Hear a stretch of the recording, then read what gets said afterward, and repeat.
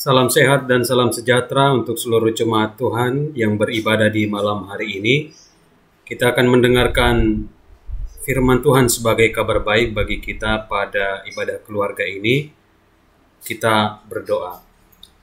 Damai sejahtera Allah yang melampaui segala akal, itulah yang memelihara hati dan pikiranmu di dalam Kristus Yesus Tuhan kita. Amin. Jemaat yang terkasih, firman Tuhan bagi kita pada ibadah keluarga ini tanggal 22 Juli 2020 terambil dari kitab Imamat pasal 19 ayat 9 hingga ayat 18. Beginilah bunyi firman Tuhan.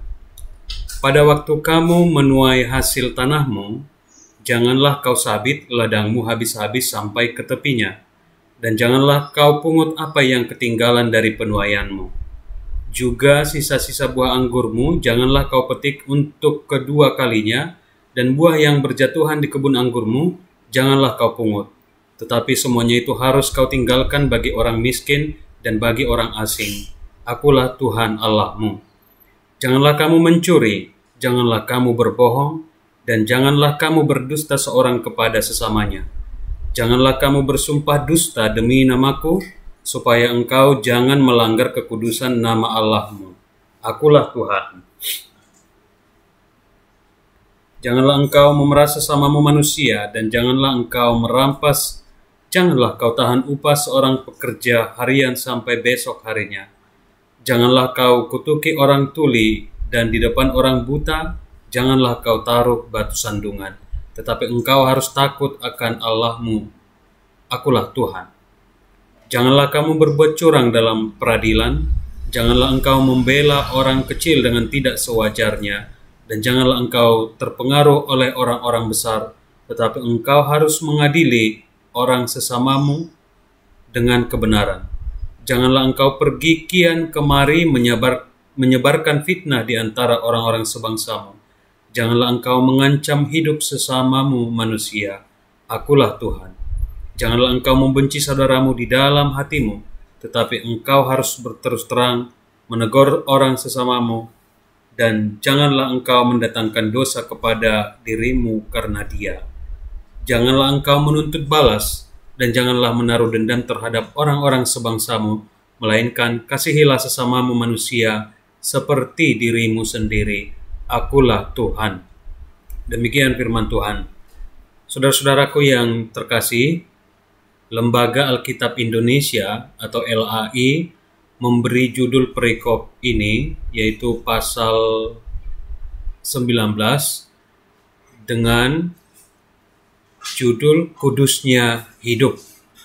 Judul ini menjadi menarik karena ternyata hidup kudus tidak melulu soal hubungan kita secara pribadi dengan Tuhan. Misalnya dengan menguduskan hari Sabat, memantangkan makanan tertentu, tidak menyembah berhala, memberi persembahan kudus, dan seterusnya. Itu tertulis dalam ayat 1 hingga ayat 8. Kalau dilanjutkan membaca ayat 9 hingga ayat 18, yaitu nas hari ini, sebagaimana dalam yang telah kita baca tadi, ternyata hidup kudus jauh lebih luas maknanya dan meliputi perilaku hidup sehari-hari.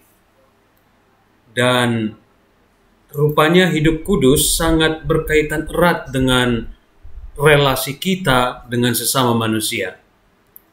Ketika kita berusaha hidup kudus, maka pada saat yang sama kita mesti memperbaiki hubungan kita dengan orang lain yang tentunya didasari oleh cinta kasih. Dari sini menjadi jelas bahwa hubungan kita dengan Tuhan harus seimbang dengan hubungan kita dengan sesama manusia.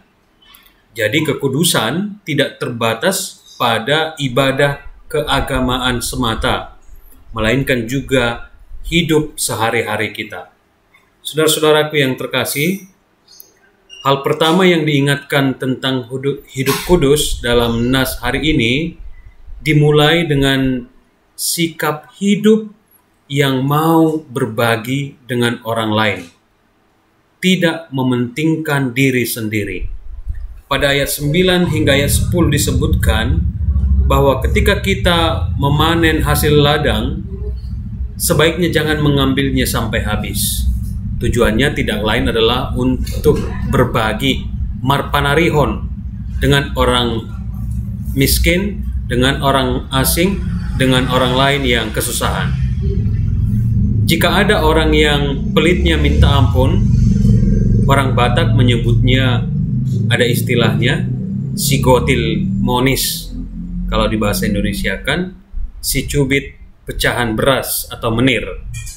Ungkapan ini bermakna seseorang yang sangat-sangat pelit padahal ia memiliki banyak harta atau berkat dari Tuhan. Selain itu, Tuhan juga menasihatkan kita supaya jangan sekali-kali merugikan orang lain, seperti mencuri, berbohong, memeras, merampas, menahan upah, berlaku curang, menyebarkan fitnah, membenci, menuntut balas, mendendam, dan lain sebagainya. Ini menandakan bahwa kekudusan bukan terjadi hanya di dalam ruangan ibadah, melainkan juga harus terjadi di luar ruangan ibadah, yaitu hidup kita sehari-hari berkaitan dengan orang lain. Nah, perilaku-perilaku negatif yang saya sebutkan tadi sudah barang tentu akan merusak hubungan dan persekutuan kita dengan orang lain. Allah ingin semua perilaku-perilaku negatif tersebut kita hindari.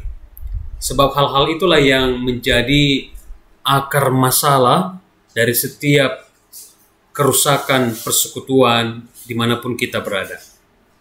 Jemaat yang dikasihi Tuhan, perilaku-perilaku negatif yang merugikan orang lain sudah pasti pada akhirnya akan merugikan diri kita sendiri. Itu sama artinya jika kita terus misalnya menjelek-jelekkan orang lain, maka orang lain pun akan otomatis menilai diri kita ini jelek. Setiap perilaku negatif itu ibarat bumerang yang akan menyerang balik terhadap diri kita. Saudara-saudara, jika ditanya, mengapa ada sikap orang yang selalu merugikan orang lain? Sudah pasti sebenarnya karena tidak ada kasih di dalam dirinya. Kalau ada kasih di dalam hatinya, sudah barang tentu dia akan memiliki nurani, kepekaan, dan kepedulian kepada orang lain. Lalu kemudian, bagaimana kita agar dimampukan memiliki kasih khususnya kepada sesama kita? Cara yang terbaik adalah kita terus-menerus menghitung kebaikan dan berkat-berkat Tuhan dalam hidup kita, dan tentunya dengan mensyukurinya. Orang yang selalu bersyukur dengan berkat Tuhan itu akan menolong dan memampukan seseorang untuk lebih peduli dan mau berbagi dengan orang lain. Ingatlah segala kebaikan Tuhan dan ingat pula lah kebaikan orang lain yang pernah kita peroleh dalam hidup ini.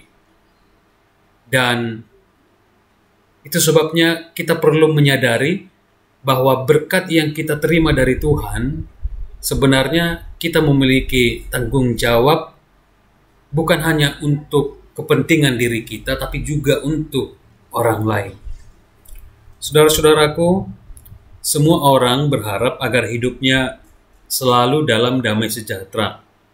Namun sadar atau tidak sadar, ada orang yang justru dirinya lah yang merusak situasi atau keadaan atau suasana.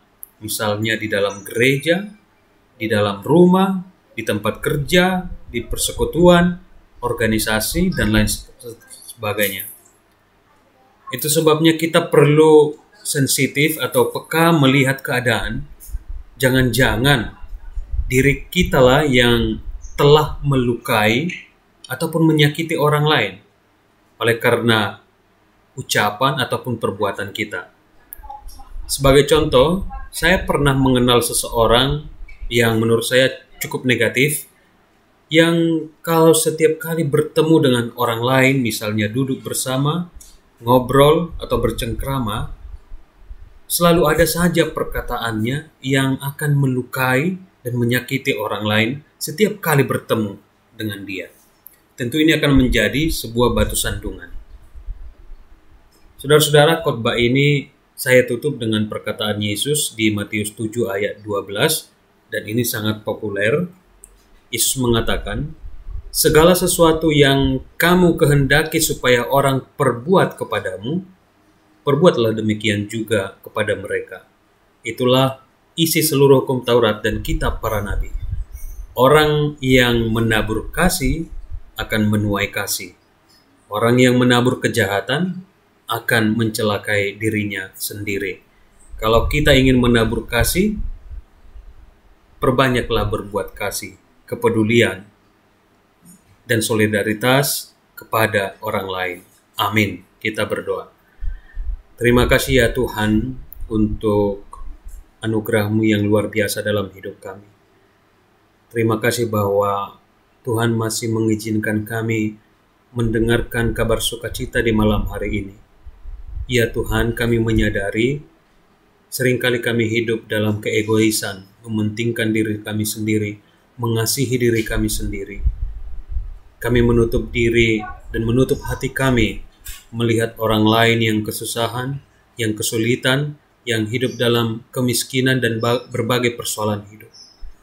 Tapi kami bersyukur dengan sapaan firman-Mu yang menyadarkan kami sebagai orang-orang yang Tuhan berkati, kami juga memiliki tanggung jawab untuk menaburkan kasih kepada orang lain sebanyak mungkin. Ketika kami mampu mengasihi, peduli kepada orang lain, maka kami juga akan mendapatkan kebahagiaan dan sukacita melimpah yang daripada Tuhan. Tolonglah kami ya Tuhan, agar hidup kami ini berdampak positif, berpengaruh yang baik kepada orang-orang di sekitar kami, baik di keluarga, di tempat kami bekerja, di dalam persekutuan, organisasi, kehidupan rumah tangga, dan dimanapun kami berada. Biarlah kami ya Tuhan membawa terang kasih-Mu ke tengah-tengah dunia ini sebagai wujud dari iman kami, karena Tuhan telah lebih dahulu mengasihi kami. Di dalam nama Yesus Kristus Juru Selamat kami yang hidup. Amin.